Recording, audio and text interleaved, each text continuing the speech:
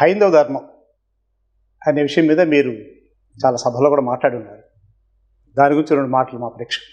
మీరు హైందవ ధర్మం అన్నారు చూడండి, అది చాలా మంచి మాట. హిందూ మతం అన్న మతం అనేది మన దేశం ఎప్పుడూ ప్రవేశపెట్టలేదు. ధర్మమే అంటే ఇందులోనే చాలా ధర్మాలు వచ్చినాయి. ఇందులోనే నాస్తిక ధర్మాన్ని కూడా ఆహ్వానించారు. సరే, నీది నాస్తికత్వం కదా, కూర్చో, ఏంటి నీ సమస్య ఏంటి అని చెప్పి శంకరాచార్యులు లాంటి వాళ్ళు, లేకపోతే ఈ 2 శతాబ్దాల్లో చూసుకుంటే వివేకానంద లాంటి వాళ్ళు వాళ్ళ సందేహాల్ని నివృత్తి చేశారే కానీ నీవు వేస్ట్, నువ్వు దేవుణ్ణి నమ్మట్లేదు అనలేదు.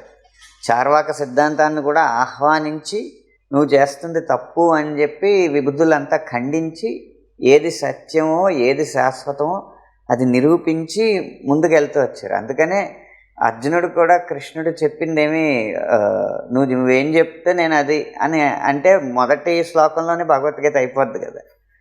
నేను చెప్తున్నాను, నువ్వు యుద్ధం చేయి, నేను చూసుకుంటా అంటే అయిపోద్ది కదా.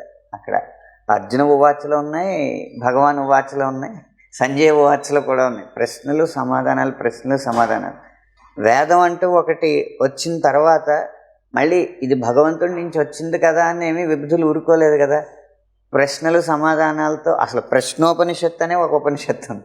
వేదాల్లో చెప్పిన దాన్ని ప్రశ్నిస్తూ దానికి గురువు దగ్గర నుంచి సమాధానాలు రాబట్టుకుంటూ అలా అరణ్యకాల అడవుల్లో కూర్చుని శిష్యులు ప్రశ్న అడగడం, గురువు సమాధానం చెప్పడం. ఇలా మనం ఎప్పుడూ కూడా నిజానికి దగ్గరగా ఉన్న ధర్మం ఏదైతే ఉందో అది హైందవ ధర్మం మాత్రమే.